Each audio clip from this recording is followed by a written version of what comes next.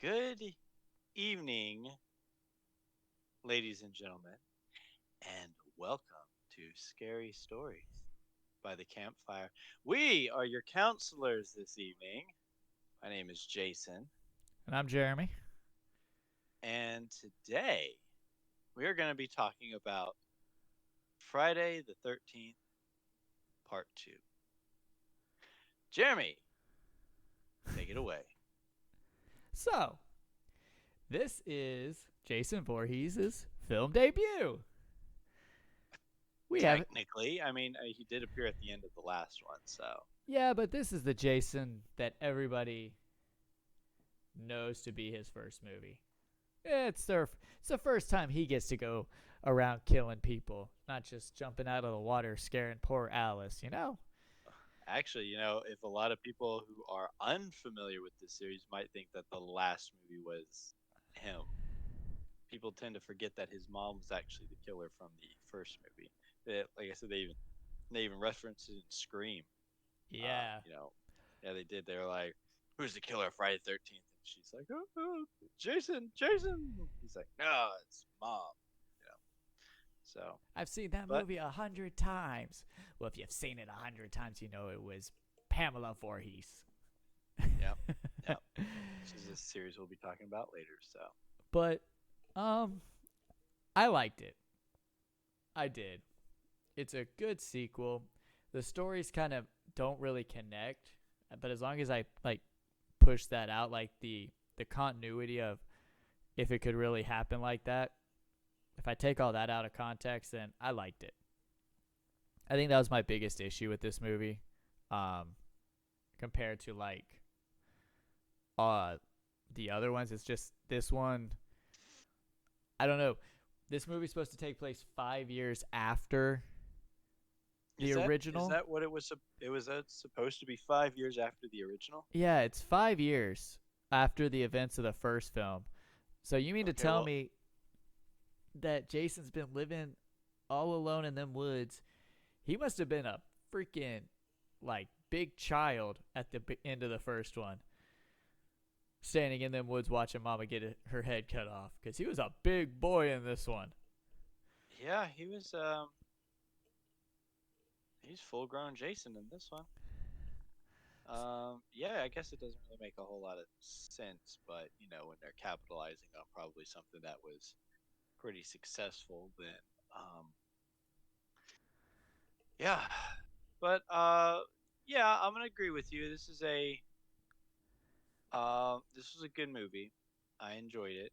Uh, we don't get the iconic hockey mask Jason in this one. This is primarily the burlap sack Jason, hillbilly Jason, the Yeah, you farmer get Fred this Jason. Jason right here. Get this nice Farmer Brown Jason. Yeah, you get the good Jason in this one.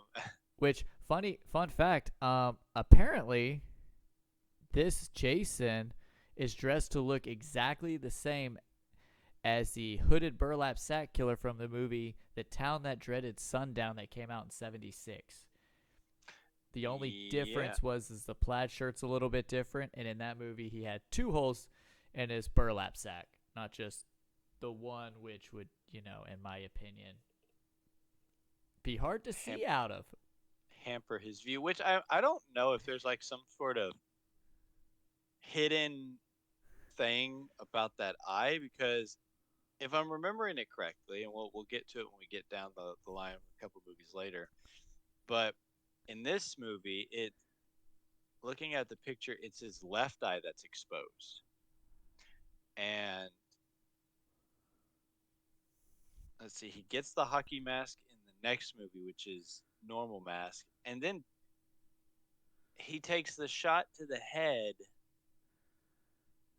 Which one's Derpy Jason? He's got that kind of limpy little eye going I on. think I it's think it's the same 4. eye.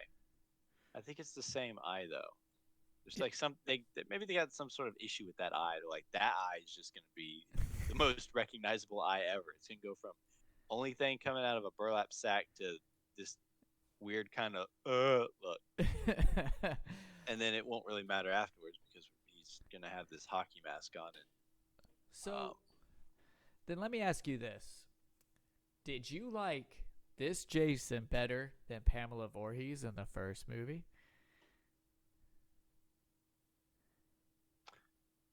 Well, I mean, yeah, I'm gonna like Jason more than I'm gonna like Voorhees. See, Pamela Voorhees didn't make a whole lot of sense. I mean, okay, context wise, it makes sense. You know, your kid drowns at summer camp because the counselors are being irresponsible, and you go and kill, and you get this murderous rage in you, and you go around and you kill the counselors. That makes sense. The things that she didn't make sense, like hoisting up the bodies, throwing them through windows and whatnot. That doesn't make any sense. This this makes sense because he's a big guy. So him pinning people up on the wall or throwing them through windows and stuff. That makes sense. Now maybe now she mentioned that her kid was dead. I was gonna say maybe she was in some sort of secret conspiracy cahoots, and he was doing all the legwork for her, and she was just kind of killing him off a little bit at a time. But yeah,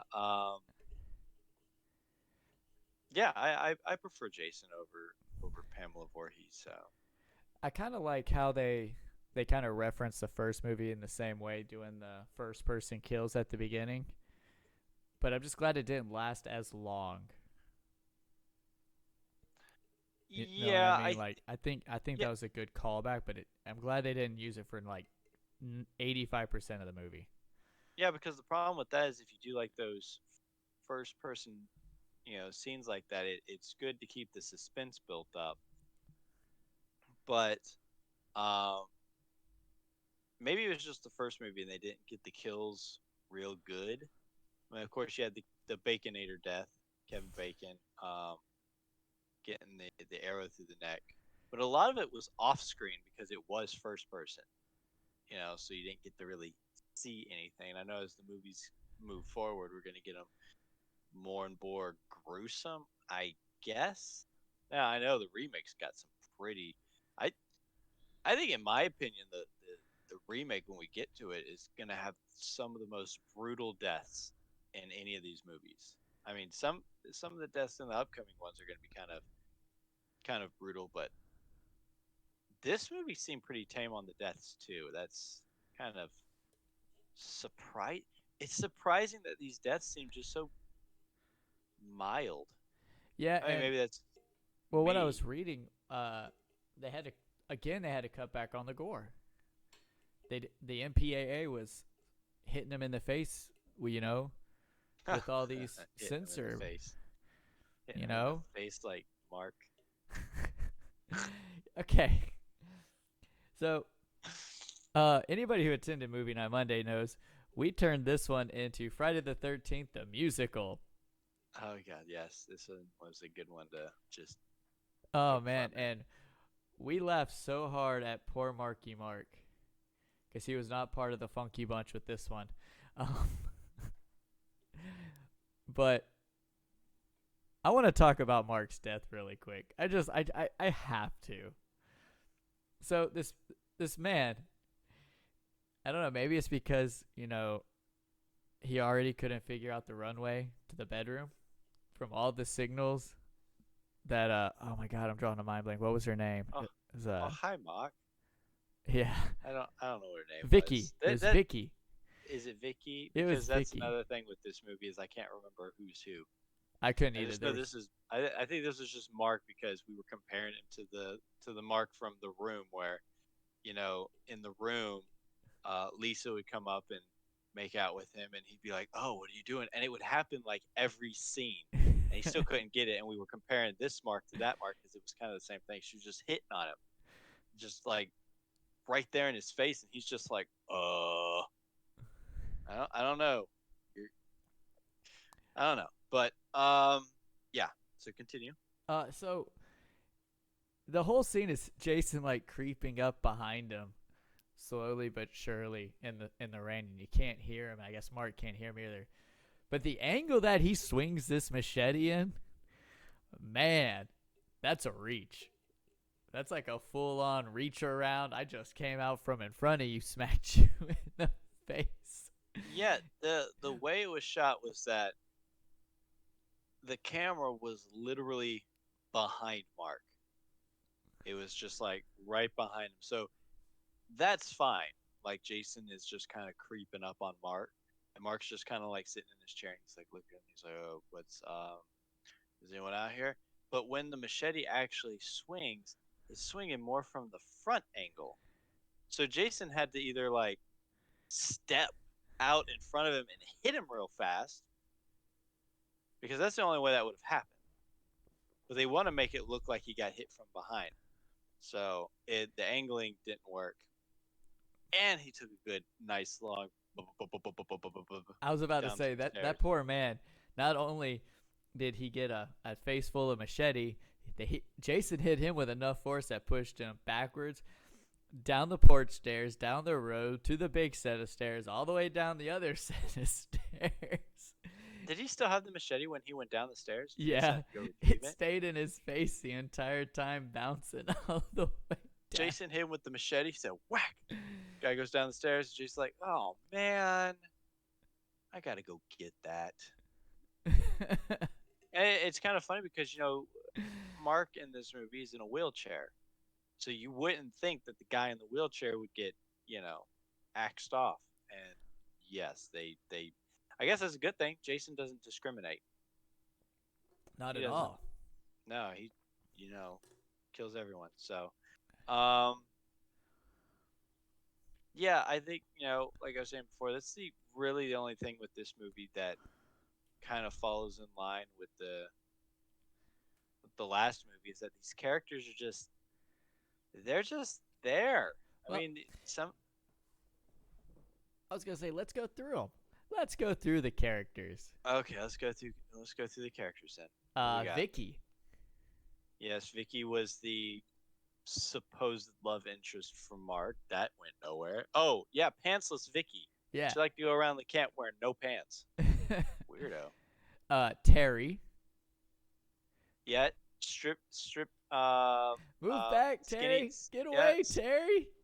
yeah, skinny dipping Terry, who once again when she had this she stripped down in the middle of the night to go skinny dipping. The guy, we'll get to his name here in a moment because I can't remember it, stole her clothes. She came out of the water looking for her clothes, and she's standing there completely naked.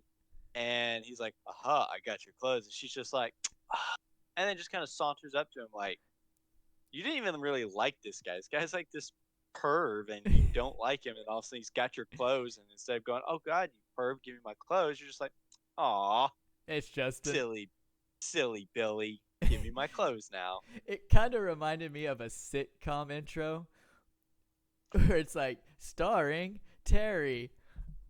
Aw, he stole my Yeah, clothes and again.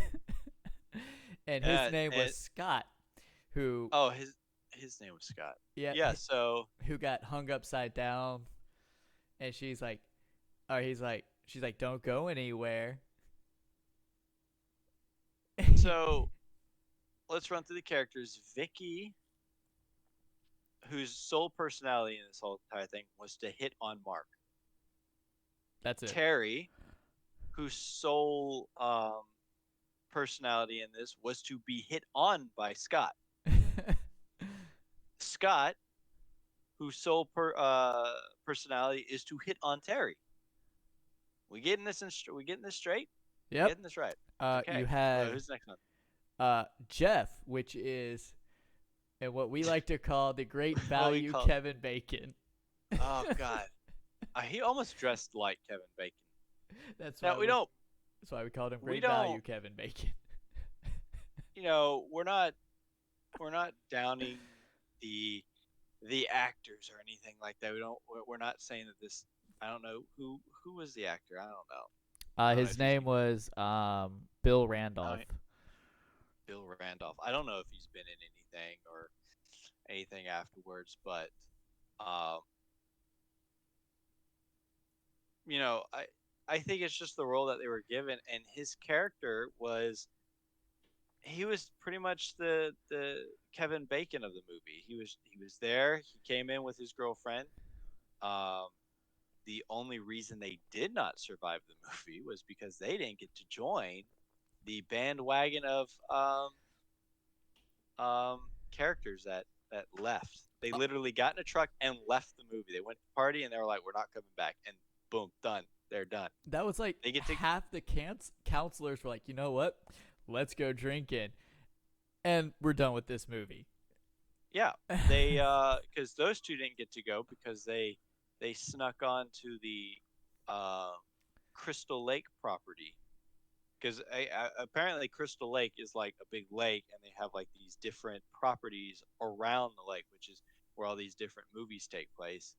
And um, so Camp Crystal Lake is its own area, and what is this Camp something? uh, It's its own section. it's yeah. It Uh, didn't they didn't give a name. They just say it's the summer camp next to it. yeah, it's got the cabin's got a name, or the lodge has a name or something. It was in the movie. I just can't remember exactly what it was, but it's an actual map in the game. So, but it there I think even the sheriff came by, or the cop, whatever, was like, "Do not let your people go beyond the line. You guys technically shouldn't really be out here anyway, but if you cross the line into the Camp Crystal Lake area, there's gonna be problems." And these two did. They got caught, and they weren't allowed to leave the movie. So Then you had Ted.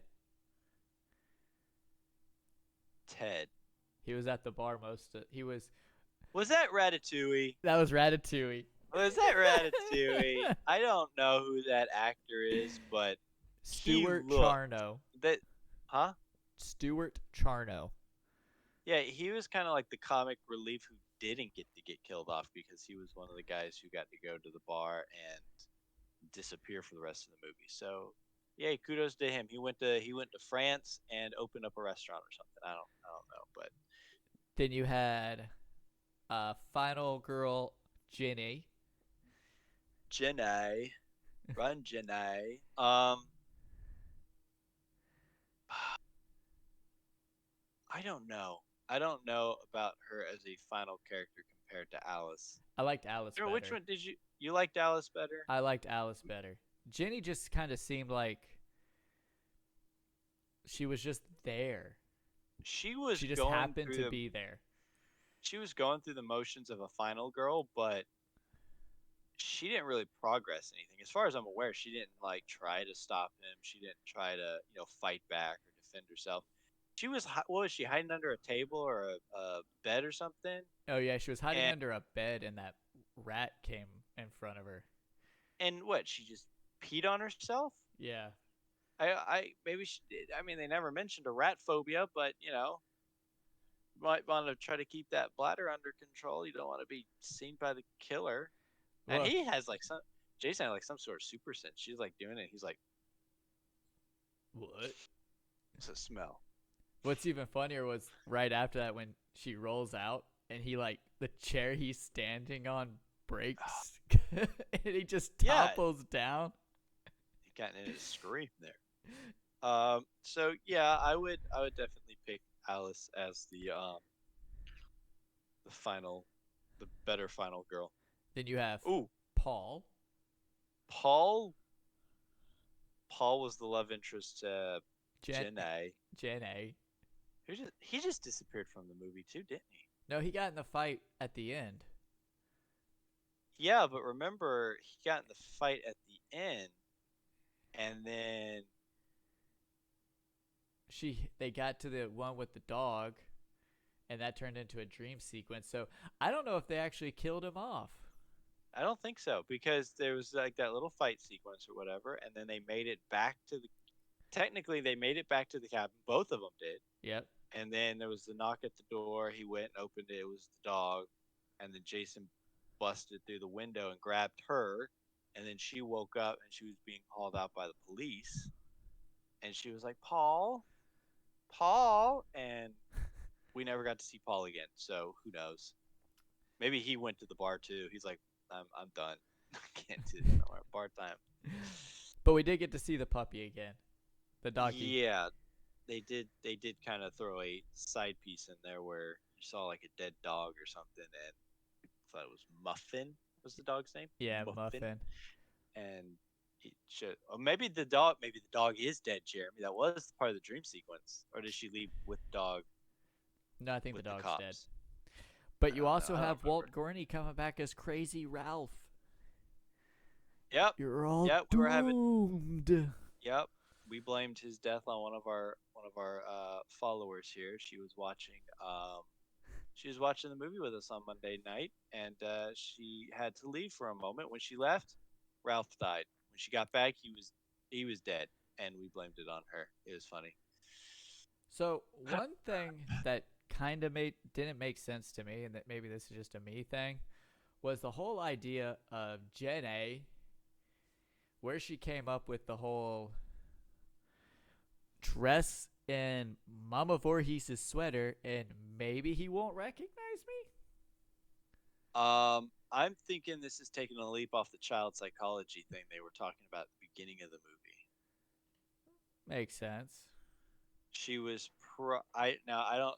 You can't look at a full grown man and just assume that he thinks like a child. Okay, this guy is out there. He's killing people. You can't just assume he's just a toddler throwing a tantrum. So, um, I mean, she could have popped in there and saw that the head was there, the sweater was there. It was a shrine, pretty much made for Mother Voorhees. So maybe it Oh just kind yeah, it of popped was into her head. And she like was like, that. okay, he worships this thing. Now, they never explain that you know, no one ever explains that it's her head. So, Well, you I know, mean, just look at that head. It's like a well, we, he went to mummy school for that thing. Like, look at it. I don't know the what he's audience, soaking it in, but it's perfectly preserved. I was only 5 years old. The audience knows it's Mama Voorhees, but, Yeah. Jenny shouldn't. So, I don't know. Maybe something clicked in her head and said, oh, maybe I'll try this and just see what happens. Jason, And stop. yeah, Stop it. he's got mommy issues. That Jason I does. did like that when she did do it, the whole switching back and forth between her and Betsy Palmer coming back to do that scene. Oh, she actually came back and did those scenes, huh? Yes, yeah, she came back. She hated the script. She thought it was stupid. She was like, I don't understand why Jason wouldn't come out of the woods if he saw mommy hacking and slashing counselors every year. I But that is another thing that they do explain in the remake, and I think that's why the remake is probably one of my favorite movies in this whole franchise, because they do take elements of every one of these like little movie bits. At least the originals, at least the original three. You get the little recap of Mama at the end of the first movie. Then you get like burlap sack Jason for about 20 minutes, and then you get hockey mask Jason. But they do show that when Mama Voorhees is being decapitated, you do see like little, not like we're talking 5 year difference in these movies, but in the remake he was still a child. He was still like, Yeah. I don't know, like 13 or 12 or something like that when he saw it happen. So he just kind of he didn't have to build his own shack. He was just living in the old dilapidated campgrounds, the cabin and whatnot. He still was sleeping in his little baby bed. But yeah, so they don't really explain a whole lot with these movies, but at some point you don't really have to explain everything. So I did, and it's fun that we come back to these because we always, everyone always associates Jason with, Jason Lives and Freddy versus Jason and all this, and you associate him with this. He can take a beating and just keep walking at you. I like how in these first few that we're watching, you can tell he's still human.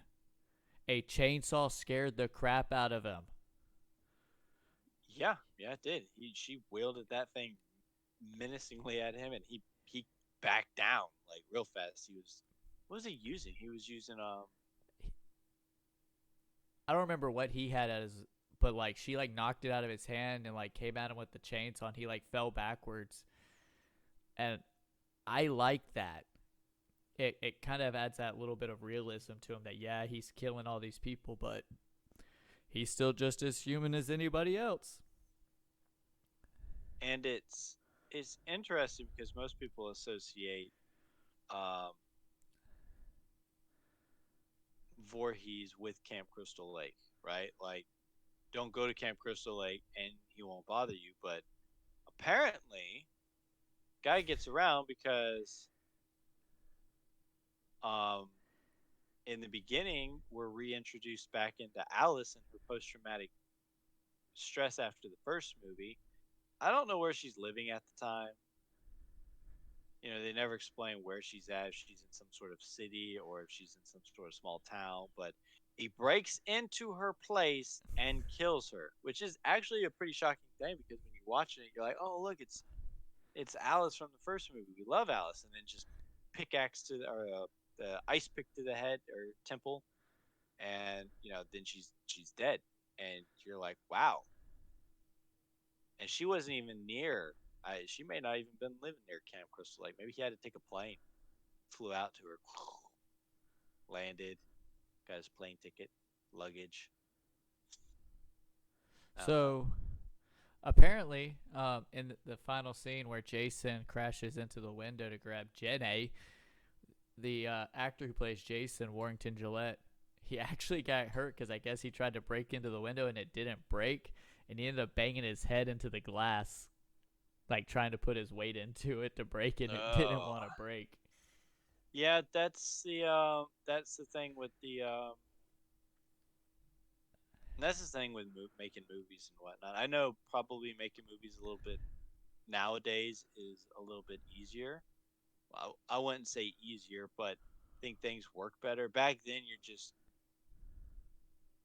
you're putting stuff together, and maybe they didn't have the art of glass breaking. Like nowadays they may use some sort of fake glass or some sort of I guess they would call it like candy glass, very easily breakable. So if you're smashing through stuff, it breaks on impact. Um, Back then they probably didn't really have a lot of that, so they may have had some sort of glass there. But yeah, sometimes it breaks, sometimes it doesn't. What's even funnier is, so great value Kevin Bacon, him and his girl get impaled by the spear. Which, first off, who keeps that sharp of a spear on the wall behind a mask? Just saying. But that's besides the point. Actually, I think that scene was taken from another movie too. I think there was I think it was an old Italian film that did something very similar to that scene, which is what a lot of this movie is based off of. Well, apparently, it was a lot of it was cut to avoid an X rating from the MPAA. And a gory still photo of the censored shot used to appear on the back of the video cassette for this movie. And the footage was, the censored part of it was finally recovered in 2020 from an old VHS of the gore shots that Carl Fullerton, who did all the makeup and special effects for, had apparently a video cassette of it in his portfolio.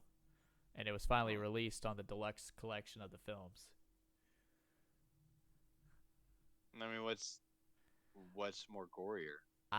Maybe there was, I don't know. I might have to see if I can't dig it up.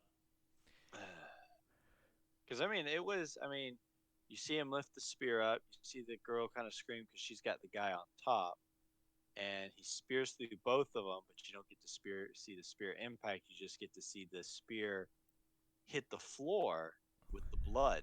Maybe you get to see the spear actually go into him. Maybe it's that could be a possibility.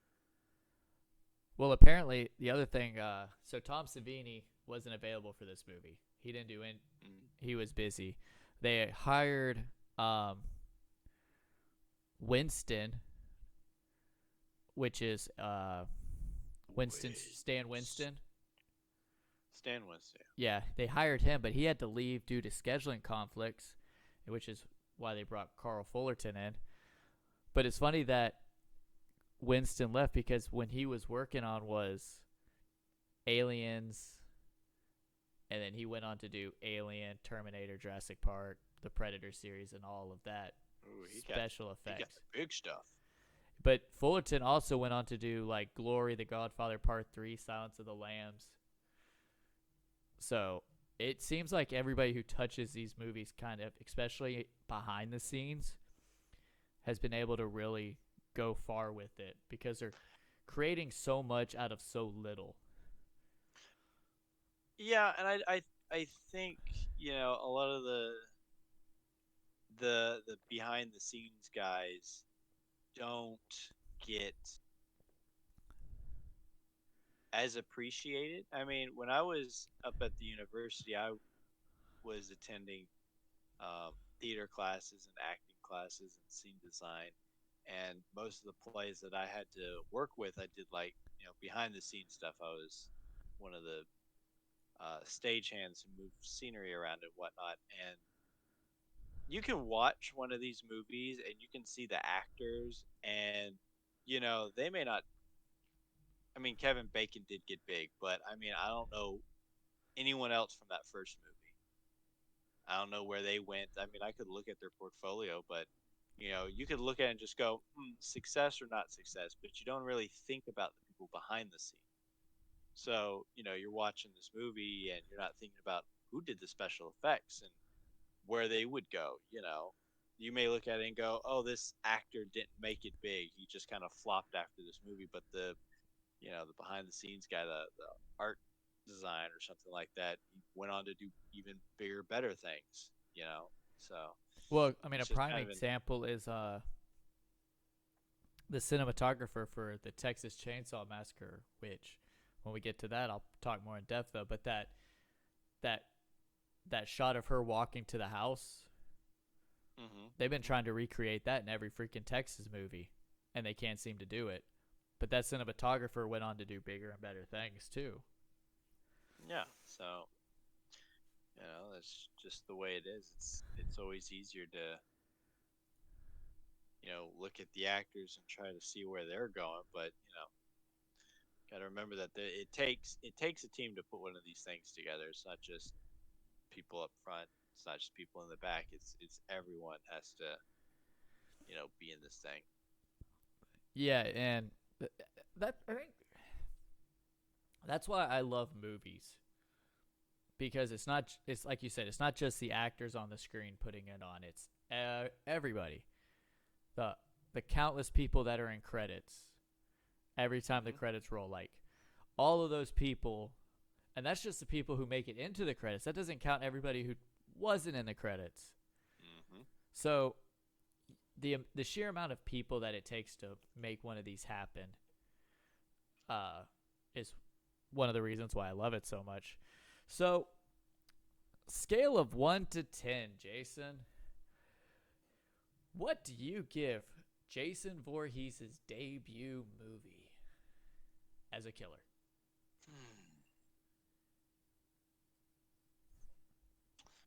I am gonna give this one a 7.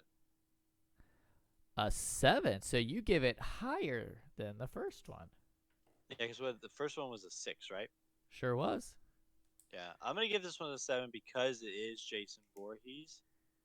I mean, the downside of it again is the characters. It just they don't have a lot of personalities. I actually think since we've been through all the Nightmare movies so far, that it's a growing trend that it seems like these older movies, their character development doesn't start happening until like the later movies. Like, I mean, well, Nightmare started off with pretty good characters, kind of in the beginning, It went but the like, opposite way. yeah, it kind of went the opposite way, where like Glenn was a much more rounded character than say, I can't even remember half the characters in the Spencer. I guess at least Spencer was a stoner. That's all you really knew about him. That was it. Yeah. Carlos was deaf. That was it. But at least Glenn had personality, and he was there and he was supportive and all that stuff. Of It's all entirely opposite. the Nightmare on Elm Street movies that you remember characters from, you picked the worst one of them all? What, Glenn? No. Spencer and Carlos. You really giving me the character from Those are the only ones I Freddy's can Dead? remember. Those are the only ones I can remember their names. It's because Tell it me, came from. who's the one who died on the motorcycle? Handsome, what's his face? Oh, I The don't know. boyfriend. Yeah, exactly. That's what I'm saying. He was in 2 movies, Jeremy. 2 movies. You still can't remember his name. Uh, So I mean, like the last movie, they barely had any personalities. This one, at least I mean, Mark was likable to an extent. I mean, none of them were unlikable. Well, okay, Scott was pretty unlikable, even though he just appeared like for 5 minutes. I didn't like. I I think think most Terry of these, was unlikable too, to be honest. I well, once again, I think group wise, Terry, Scott, um, Vicky, I think most of those only appeared for like in a grand total of all their scenes, maybe 10 minutes tops. Yeah. Little here, a little bit there, they're dead. And that was, and he started killing them off fast. Like he was chain killing. He was like, okay, first we're gonna get Scott. Okay, Terry's back. Now you're next. Oh, Vicky's out by the car. You know, one by one. It was. I think even you were like pentakill because he was mowing them down. So Jeremy, what would you give this movie since I gave it a seven? 7.5.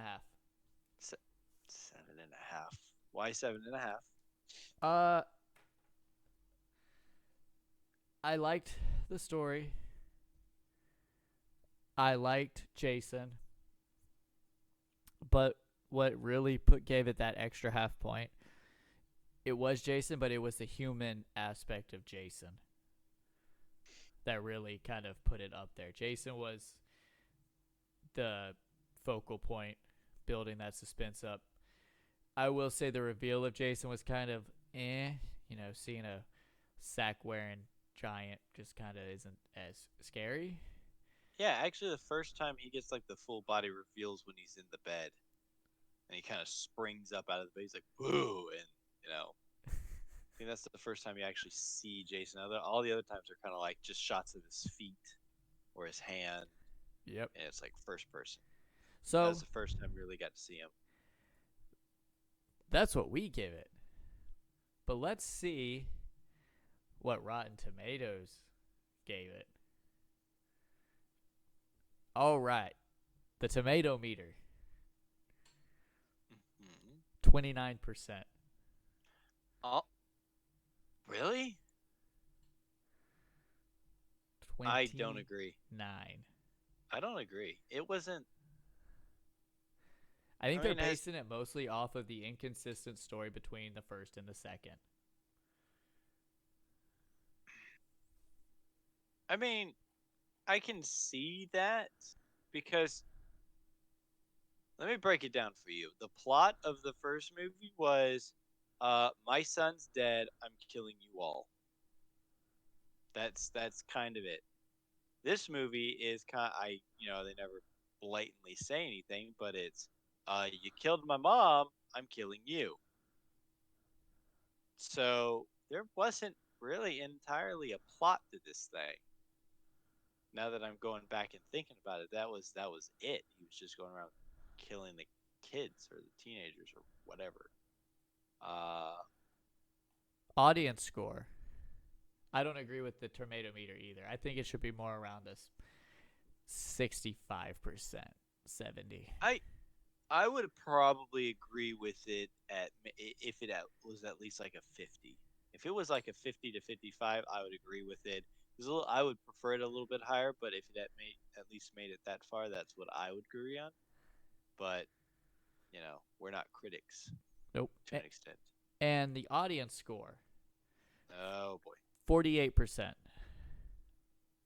little better, yeah, yeah. I think critics are critics. That's what they do. That's their whole thing is that they're supposed to read into everything and they're supposed to critique it like it's some sort of art piece.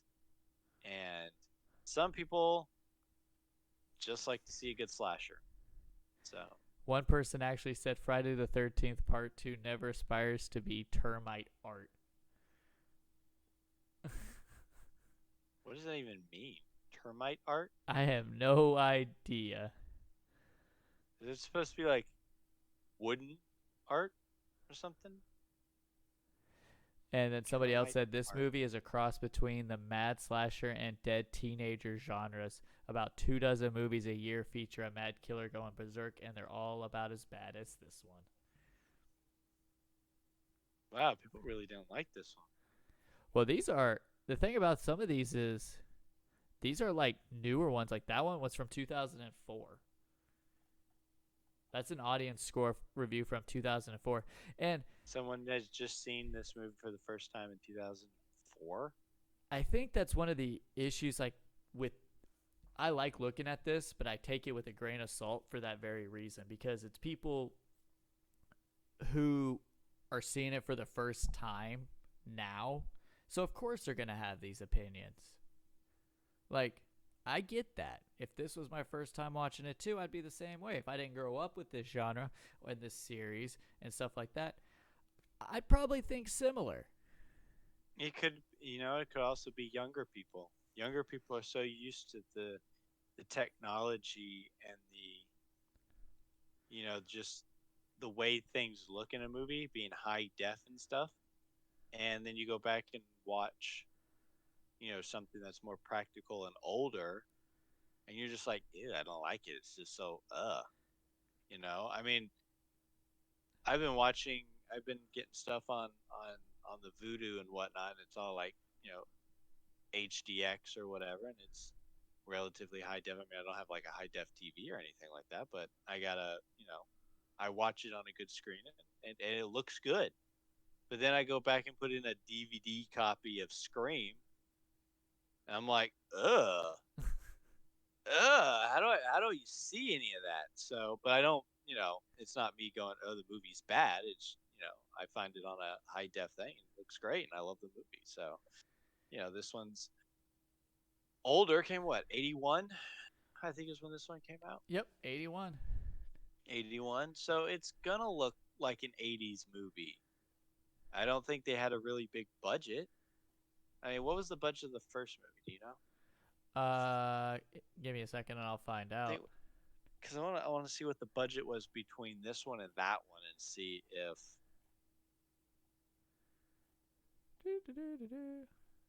if there was like any sort of big scale. Ooh. It's just, and that's just it. Like I said, it's a sign of the times. This movie release was literally released a year after, it came out. I mean, at the end of the day, what more can you do? You can't do much more than that. I mean, as far as I'm aware, this is probably one of the more, I guess, realistic looking slasher films. I mean, I don't watch a whole lot of slasher film, but it doesn't have any sort of crazy plot. It doesn't have any sort of crazy CGI. At least I don't think there was any CGI in this. Everything was pretty practical. We ain't gonna get any sort of really ugly looking holes in people because of CGI like they did in the Nightmare movies. So, are you ready for budgets? Yeah, let's go with budgets. Alrighty. So, the first one had an estimated $550,000 budget, and it grossed. 500. Yep, and worldwide it grossed 39,754,000, with opening So weekend bringing in over 5 million. yeah, so it was a cheaply made movie. Not saying it was a bad movie, just saying that they had low amount of cash to get this thing rolling. The second one had a $1.25 million budget and grossed 21.7 million worldwide, with 6.4 million on opening weekend. So this one had more money, had a lot more money. Yep. Huh. Yeah, you could probably see it. I mean, this one did look a little bit, I guess, not as um older, I guess would be the word. I mean, look, I don't know exactly what the word I'm looking for is. It doesn't look as cheaply made, is probably what I'm saying. I mean, like the first one I said, it's it's very realistic. It's very kind of grainy. I'm thinking back to like Texas Chainsaw Massacre, how that movie is very kind of grainy and rough looking, Yeah, but it is still a really good movie. And like I said, these are really good movies in my opinion. I mean, if you're a horror fan and you're not a fan of these movies, then your interests just lie in a different genre. But this is like steak and potatoes slasher film. This is as grounded as it gets, and they're pretty good. So I agree. Cold heartedly, I think this cold heartedly. I think this film really set up, and coming off the backs of Halloween and stuff like that, I think this movie really set up, this slasher genre and this style again. You had your slasher genres from back in the day, but this is what everybody remembers. This is what, unless you're a true like diehard horror fan who loves to watch them, like everybody knows who Jason Voorhees is. Everybody does. Everyone knows who Michael Myers is. Every Halloween, you go into a costume store, and guess what? That's what's on the shelf every year. So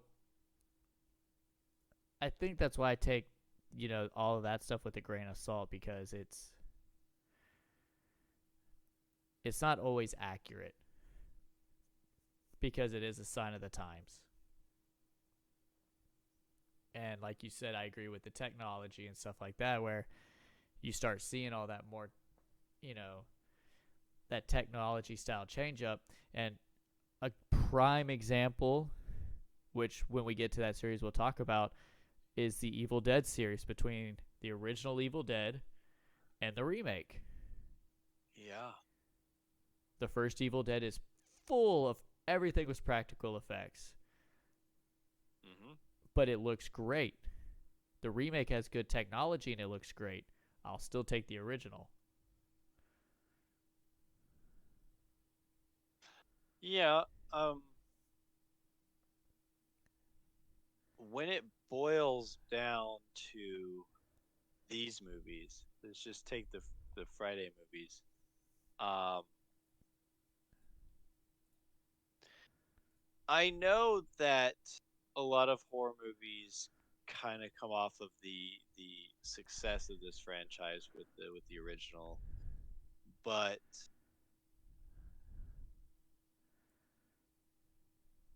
I'm just more of a fan of the remake on this part. I may be playing some sort of devil's advocate here because I know people they just shun remakes in general, but once we get to it and once we actually get to talking about it, it's easier to understand because the Nightmare remake, in my opinion, was kind of a poor remake. I know there was some interesting ideas that had gotten put in there, and that's why it doesn't make it like the worst remake out there. But the Friday, I'm gonna have to do a little bit of research on the Friday remake to see who was behind it, story wise and whatnot. But they took little aspects, like I said, from all these movies, and usually the better parts. You know, the Mama Death scene from the first movie, the burlap from this one, the hockey mask from the next one, and they tell its own story, but they also explain a lot of stuff that you know would have probably helped these movies a little bit. Um, but I this franchise is just in my opinion, it's a fun franchise. You're gonna get your serious films like we're going through right now, and just like any of these movies, they kind of get real campy at the end, real fast. So you thought we were laughing hard now. We're Oh gonna have a man. ball when we get to Jason X. You know, um, but it's a good franchise. I do like this a lot. I think a lot of the horror franchises I do like, but this is probably one of my top ones. Awesome. Well, we are out of time here, guys. So, anything you want to leave them with, Jason? Stick around afterwards. Don't go running off. Jeremy has come up with this brilliant idea we're going to start running with. We're going to test it out tonight. Uh, Ah, so yes.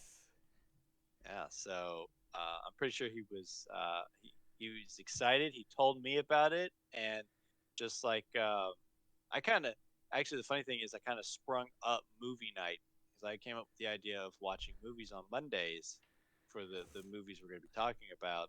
I kind of sprung it up on him uh, during the podcast, which was kind of funny. But no, Jeremy actually got me to the side right before this. He said, "Hey, I want to run this by you," and he ran it one time. I was like, "Yeah, let's do this. This is gonna be fun." So that's all I'm going with right now until we get to that. But yeah, I'm good, Jeremy. We ready to close this thing out. All right, everybody. Another Well, y'all stay safe.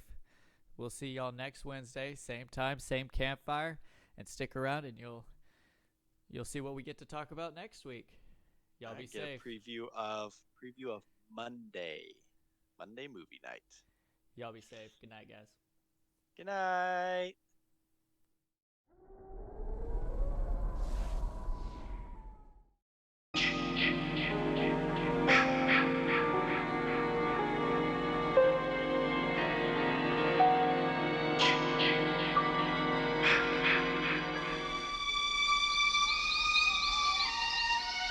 Weekends are a good time to escape to the woods. Unless the weekend begins with Friday the 13th. Because 13 is an unlucky number. But out here, so are 1 through 12. Because these are Jason's woods. And nobody leaves them alive.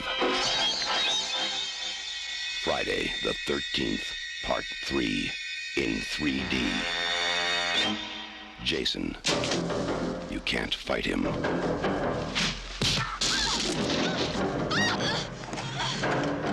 You can't stop him.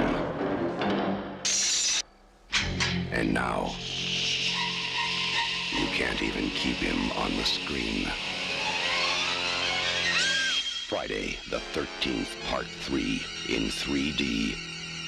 Now, when it comes to killing in Jason's woods, Jason will come to you.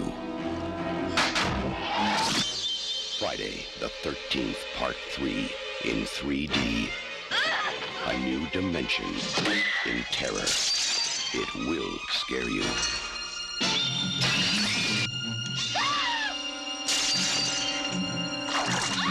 Count on it.